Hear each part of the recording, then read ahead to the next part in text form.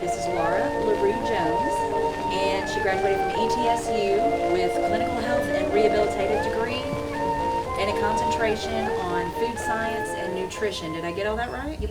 Okay, awesome. And she is also a first responder EMT, an outdoor guide, and a safety and health instructor. So we also know her personally as an optician here in town. So she wears a lot of hats, and she is a mom of a teenage son. So she just sits around and eats bonbons all day, doing all that kind of stuff. So she just lounges. She did our tonics and tinctures program last year. So if you missed it, that is on our YouTube channel. That was completely fascinating. So we definitely wanted to have her back. So she's just a wealth of knowledge. So please welcome LaRue Jones. Thank you. There's a little overlap of some of our topics from that program to this one, especially in regards to water. Water is kind of the foundation of everything, and especially during the Revolutionary time, it's going to play a role in what they ate and drank. So we'll get to that here in just a little bit, but do know that there's a little bit of crossover there. Today's subject, obviously this year we're going to be celebrating 1776 to 2026. It's America's 250th birthday.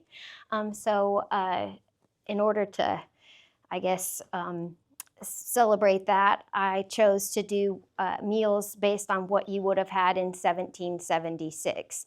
So if you got excited and thought that we were cooking, brats and burgers tonight, that's not the case. In fact, things were pretty primitive in 1776, especially if you were a colonist, a non-England supporter. Most of the provisions were sent to English troops. So colonists just kind of had to make do with what they had in short supply due to shipping barricades and things like that. So it's going to play an influence on what we're eating this evening and kind of what was going on at the time. As she said, I am a local to the area of East Tennessee. I actually grew up on the Great Stage Road, and the house that I lived in looked across from this giant inn where President Polk and President Jackson both stayed. In fact, you could see bullet holes in the mantle where there was apparently at some point in time like a bar brawl. But I would cross the street on my bicycle as a kid, and I would give guided tours in costume.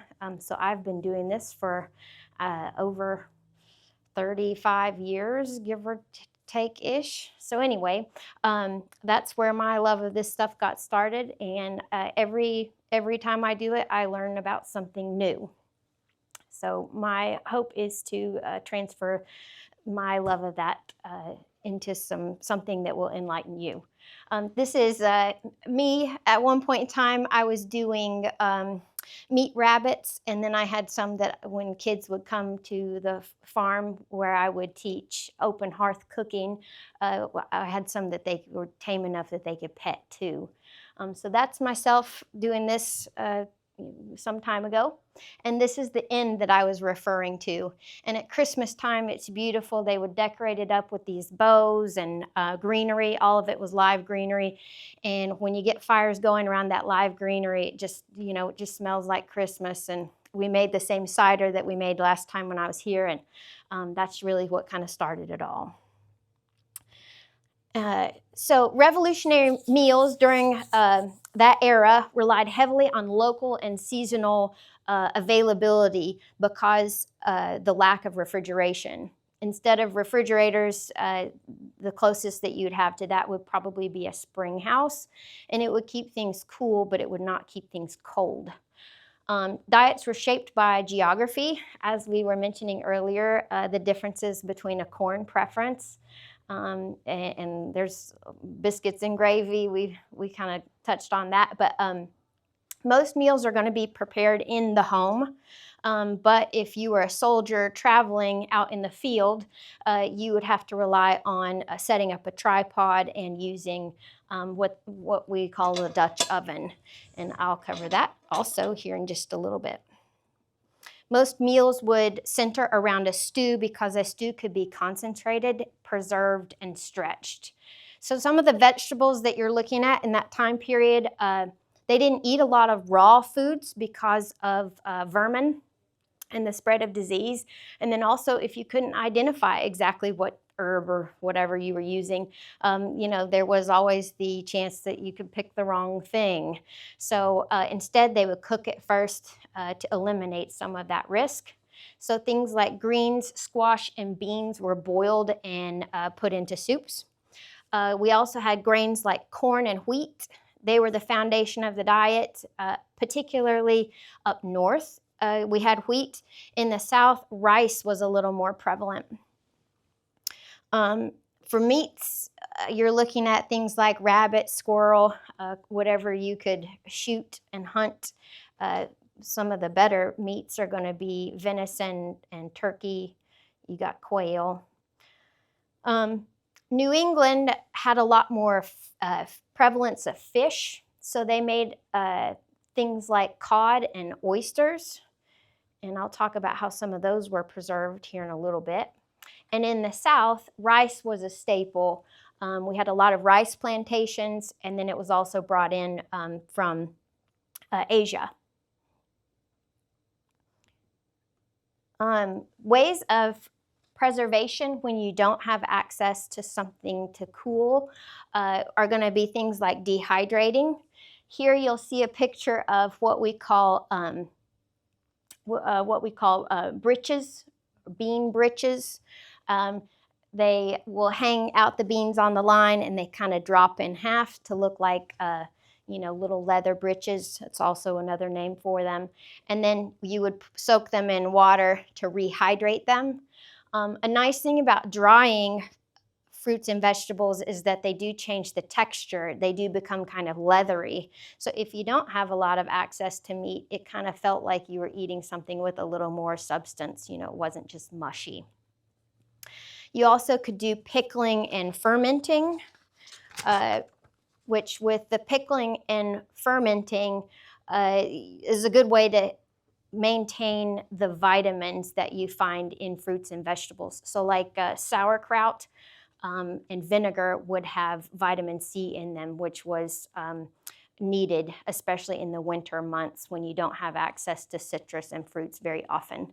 And of course, we know vitamin C helps stave off scurvy. So that's going to come into play with the military especially. Let's see here. For drying, moisture causes mold, so our goal is to keep away from the mold and bacteria. It also, if we don't have proper storing techniques, you get mice and bugs, particularly mealworms in carbohydrates, and we're going to talk about that too here in a minute. You have root cellars, which you want to keep dark and cool. Pressure canning really didn't come along till later. You have some of that. And then fat and oil you could pour on top of products that were in a vessel, and it helps keep them from going rancid. And that technique is called potting. And today, some of the methods I've used are drying, and then I've got some country ham that is obviously that's going to be a salt cure. And salt and sugar are both preservatives, but they also kill bacteria. Wartime rationing. I got to make sure I'm staying up to date with my slides. As America celebrates 250 years of independence, it's worth a look at how Continental soldiers and sailors and Marines got calories and nutrients needed to fight in the war, often under very harsh conditions. There's an old military saying that an army runs on its belly, and during the Revolutionary War, soldiers were promised a daily ration of meat, bread, and vegetables by the Continental Congress. However, they were not able to fulfill on these promises of rations, and they had some pretty serious supply chain issues. So frequently, all they had were salted meats like beef, dried peas, and flour cakes or fire cakes, which are basically flavorless mixtures of flour and water cooked over an open fire. So that's what these are. And I'm going to pass some out here in just a little minute. Don't get your hopes up on this. And if you got, bad teeth or whatever, these are not going to be your friend. You will see how tough they are, and it will not hurt my feelings if you don't eat it.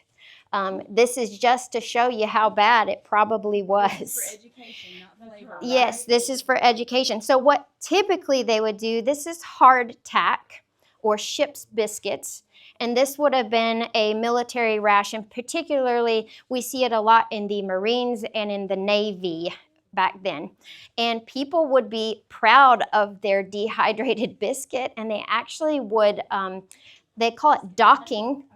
Yeah, you won't hurt my feelings if you can see how hard it is. People would dock the biscuit. They would poke holes in it.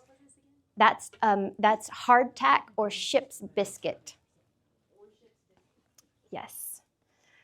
Not great, huh? So if you were, joined up in the Continental Army, which keep in mind it was just forming, so it was basically a bunch of renegades saying, hey, we'll do our best to feed you. This is what we want to give. And what they ended up being able to give is I probably should have done this last because now you're not going to trust anything else. But the official daily allowance of meat or fish was going to be 1 pound of beef, 1 pound of salt fish, or 3/4 of a pound of pork. I believe this is per day, and then a loaf of bread or flour per day. You got 3 pints of dried peas or beans per week, which really doesn't equal out to very much. They had 9 gallons of molasses for 100 men, so you got a little bit of sugar allowance in there. And then they also tried to provide beer because usually milk would spoil and water couldn't be trusted. Oftentimes their water sources were bad. So drinking alcohol was actually a much more common practice because they knew it would be sanitary. And alcohol, especially if it ferments, would keep for a long time.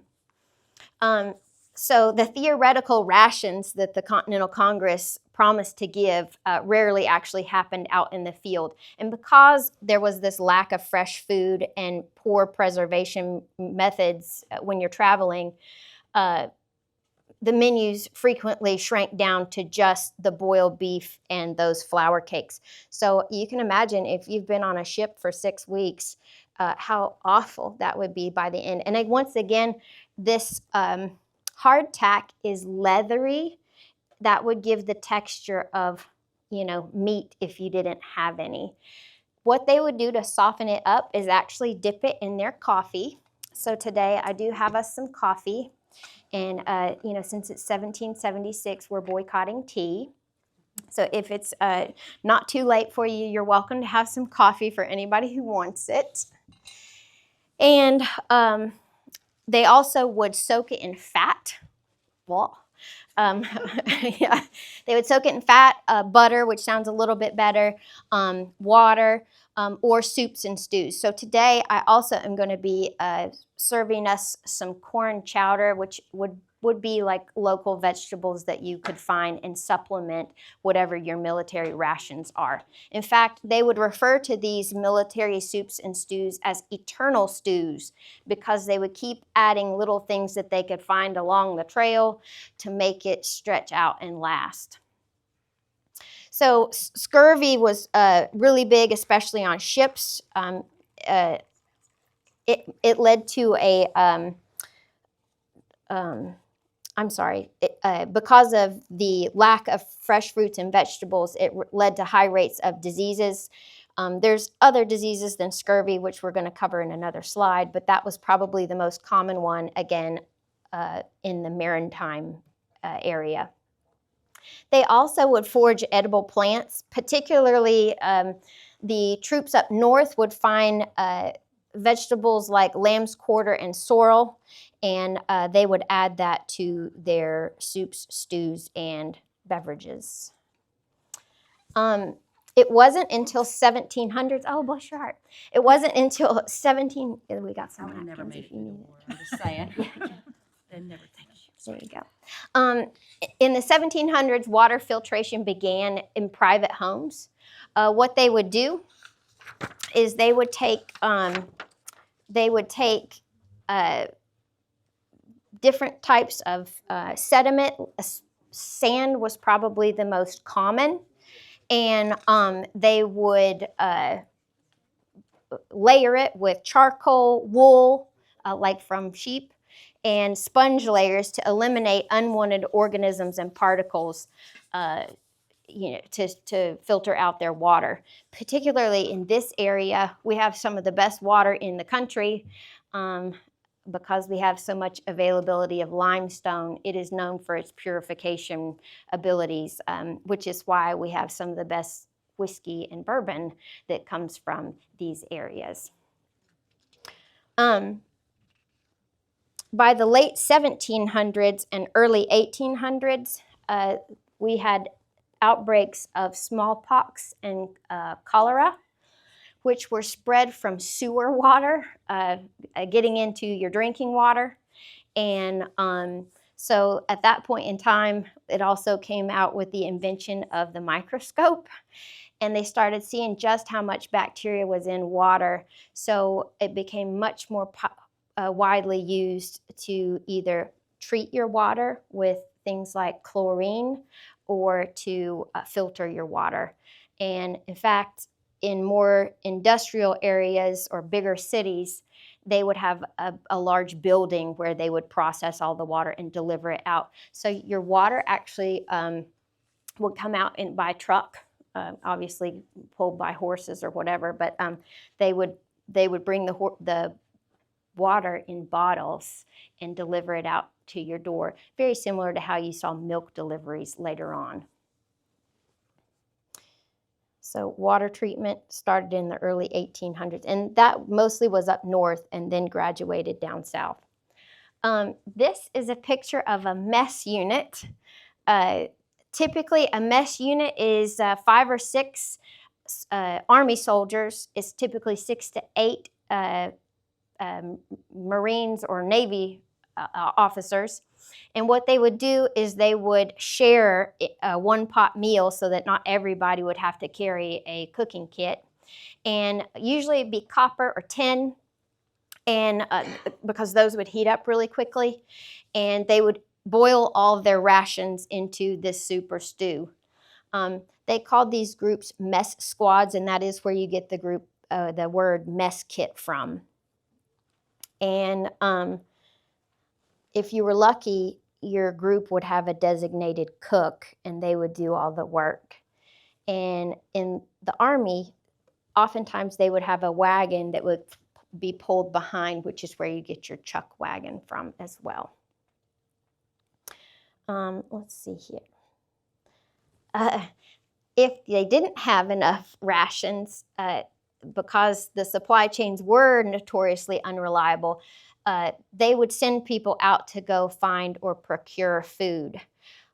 So they would forage by hunting and gathering, but also they would do what we call impressing or purchasing. And basically this is where they would go knocking door to door. Keep in mind this is during wartime, so not everybody is a sympathizer of your side of the war. So they would go into these towns or settlements along the road, and if they didn't have enough food, they would issue out IOUs. The Continental Army would issue out IOUs to these folks, saying, "Hey, when the war's over, we'll give you money for what we took food-wise." And oftentimes they would not fulfill on the IOU, which obviously made people unhappy. So a lot of people would help feed the British because they knew they would pay. And if you were, didn't have money and you didn't have a lot of goods, particularly 1776 was harsh winters, then you'd save your food and your rations for people who would pay for them. Another thing that they would supplement with is turnips and onions and root vegetables because they could be stored for so long.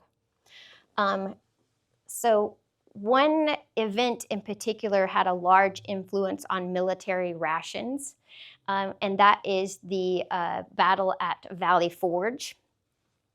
This was one of the worst recorded winters in military history, and morale was really, really low. The Army's diet plummeted to the barest minimum. In fact, they said they would go up to a week without bread. Sometimes they would go up to a week without meat, and sometimes they would go 3 or 4 days without both. So, if they got anything at all, it was not what you'd want. And in the middle of winter, you're burning more calories than ever. So they were living off almost exclusively things like hardtack and these hoe cakes, which the hoe cakes are going to be better than the hardtack. In fact, it got so bad at one point in time, the men were to have recorded to have eaten shoe leather. Yeah, gosh, how desperate do you have to be to eat your shoes? Dog meat was also one of them. So hard times call for desperate measures. Are you ready for the Yeah, if you want, we can go ahead and start with that. this one right here? Yes, so the nice thing about a hoe cake is they can be kind of adapted to what you have available. So you can mix in, leafy vegetables if you've got it. You can mix in onions. Some people like them salty. So this first one she's giving you is the salty version. This second one I added maple and cinnamon to, so there's no actual sugar in there, but it's going to be a sweeter version. And you can kind of see which one you like better. And if anybody wants extra cinnamon, you can just come up here and get it. Or if you want extra salt, you can come up here and get it.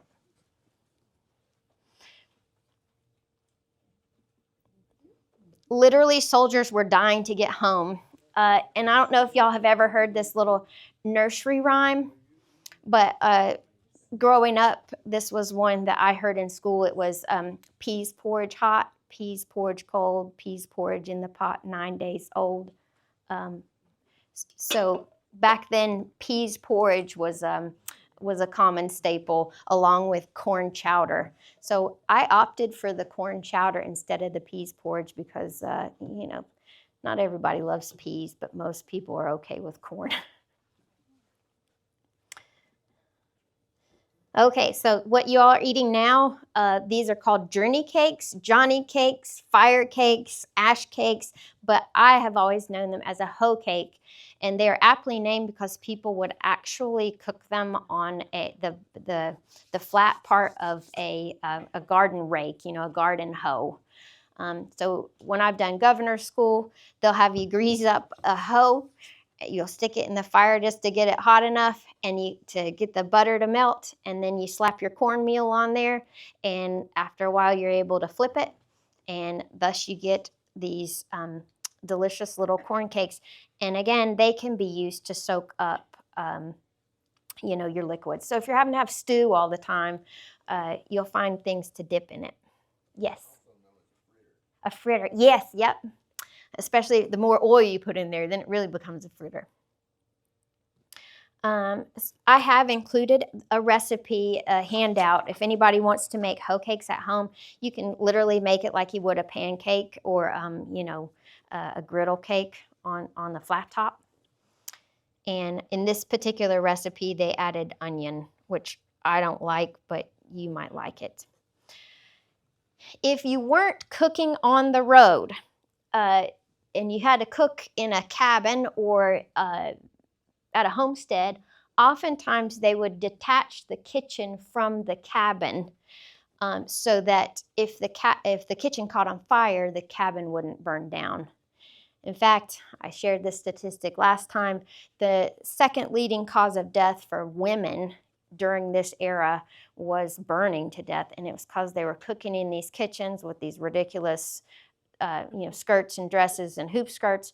It would catch an ember and you'd go up before you could get help, or the help would be out in the field and you can't get to them in time. So somewhere along the way, they learned to detach the kitchen from the house to keep critters and bears and odors away from your main facilities, but also it was for safety. And in this other picture, this is a picture of a spring house. And they actually really are very useful. And if you had a spring house, you knew you had a source of fresh water. So they would, oftentimes when you would look to build a cabin, you'd look for a fresh source of water. And if you had a spring, your property value would go up. Again, this is the one of the ones where I used to give tours. This is the main cabin. They had a little schoolhouse, and this is the cook's cabin here behind it. You can see a really large chimney, and Daniel Boone stayed in that cabin. This is when you go to carry food, if you were lucky enough to have servants, you didn't want them sneaking bites of food from bringing stuff from the kitchen to the main house, or your kids or whoever else. So they would tell you to whistle while you work. You were supposed to whistle between the cook's cabin and the main house. So you can see that's actually my little sister whistling while she carries this chicken that she made. If we talk about the ergonomics and the functionality of a fireplace, and before I move on, I'm actually going to have y'all, if we want, we can serve this corn chowder while it's warm. So there's actually recipes for this at the old mill. Oh. And if you want another cake or your hardtack to go with it to try seeing if you can make it any softer, you're welcome to do that. And hopefully it's not too hot. It's not boiling, so. And if anybody needs a napkin, does anybody need a napkin? You're welcome to help yourself. So right here, this is the throat of the fire place. You've got your mantle and you've got the hearth. Sometimes there'll be storage for firewood or a Dutch oven. But this apparatus here is known as a trammel.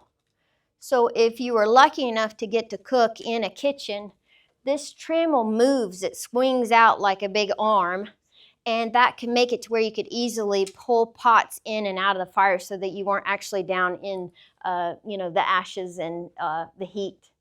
And here they've got fire pokers or hooks to help pull that trammel. And then you could change your S hooks in different sizes to lower your pots and dishes either into the fire or over the embers.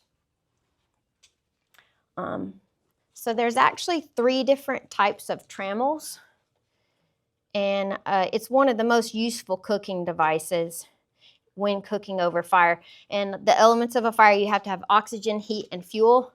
A lot of people leave out the oxygen and they think you just need a match and wood, but really is the oxygen doing a lot of the work. So if you are starting a fire, do make sure you keep that element in there. You don't want to suffocate it.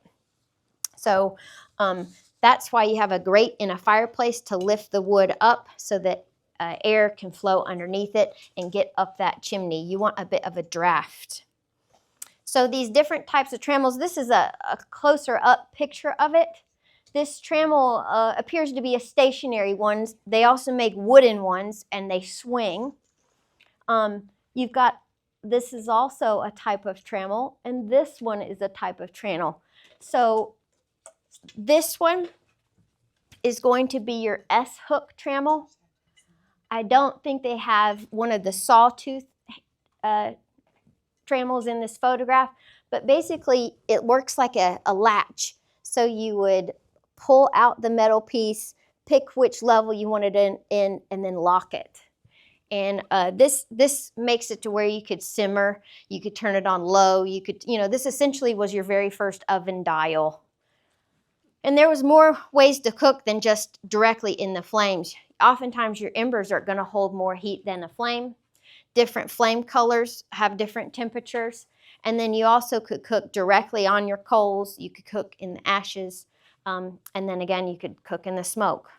So having a really nice big fireplace was a luxury. This is another hook. You could hang like a rotisserie to actually cook down in the fire, or you could smoke things on this piece here. Nowadays, it just looks like a paper towel holder. And this was just a picture. I couldn't bring it with me.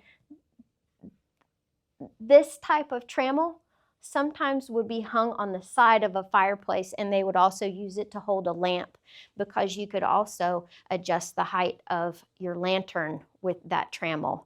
So if you needed lighting, close down, you'd put it on a trammel, or if you needed to raise it up, that was another use for those. And you can see up here on the wall, there's a giant turkey wing. Waste not, want not.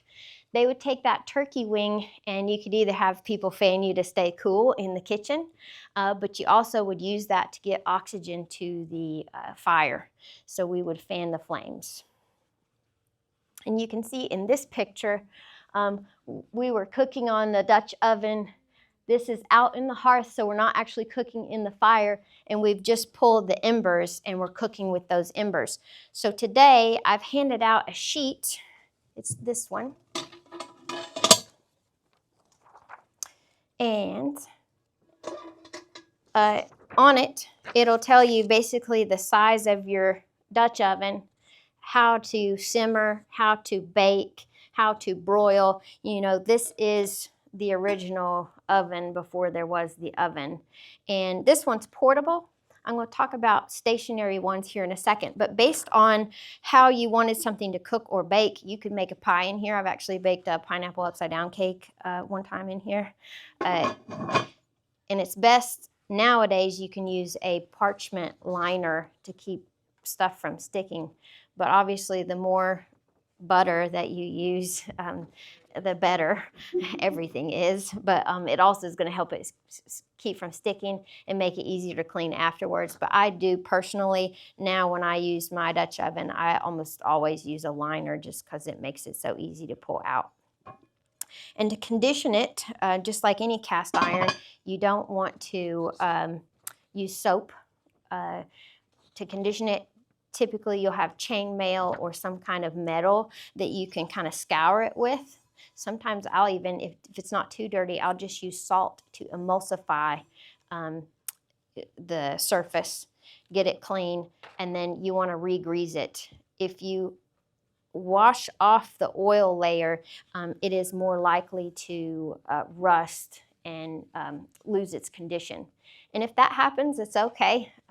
Anybody in here ruined a piece of cast iron or thought you did? Because I totally have. Probably more than once. I did put some cards here of somebody who's got an ability to laser resurface your pots. Really, they can do metal, concrete, stone. So if you make a mistake that you think is irreversible with any of this stuff, you can get it undone. But what it does is it takes off this layer, and you can recondition it. You got to put it in an oven really, really hot with a lot of oil, and usually repeat that a couple times, and you'll get that surface back, especially if it's got rust on there. So don't think that just because you rust your cast iron skillet that you got to throw it out. That oftentimes there's a lot more longevity in those things. So if anybody wants more information, this sheet has got basically the calculations for what temperature you need if you want to bake in a Dutch oven. This one, I did this long enough and I carried this thing around enough. I invested and got a titanium one, and it's super light. So this dish, and believe it or not, this dish weigh about the same. But you can see the difference in color and coating. But you can also see the conditioning on this one. This one's actually in better shape right now than my Dutch oven. So continuing on, this one is a detached Dutch oven. Again, if we're catching things on fire, you don't want it directly connected to where you're sleeping. And if a bear's going to get in there or whatever, obviously, if we know from around here, keep it away from the house. So you would put your heat source down here at the bottom, and then you could bake up here at the top. And this dome shape would allow it to cook all the way around, kind of convection style. Oops, my bad. In the field, if you didn't have a fireplace, you would cook potentially either directly on the fire or using a tripod. These could be stored and carried pretty easily because they fold down. And then you can use an S-hook or a chain to adjust how high or low into your embers that you need to go. And once again, if you're wanting to bake in it, you can put coals on top and then also have it roasting from the bottom. But like if I was going to make bacon, I probably would just have it on the bottom. But if I'm making bread, I want it on the bottom and the top. So again, that sheet is going to give you calculations for that if you're wanting to play with that kind of thing at home. And our little lodge outlets, they also have color brochures that have these diagrams in it. This is a very common diagram in the Dutch oven cooking, open hearth cooking world. So you can actually Google this too if you don't bring home this document. This was a group of folks. These are much larger pots, and they were making apple butter this particular day. If you were upper class, typically they had a lot more spices availability. They would get exotic fruits and vegetables from overseas. You were able to be a lot more exploratory with your food than, these primitive colonists and people in the military could be.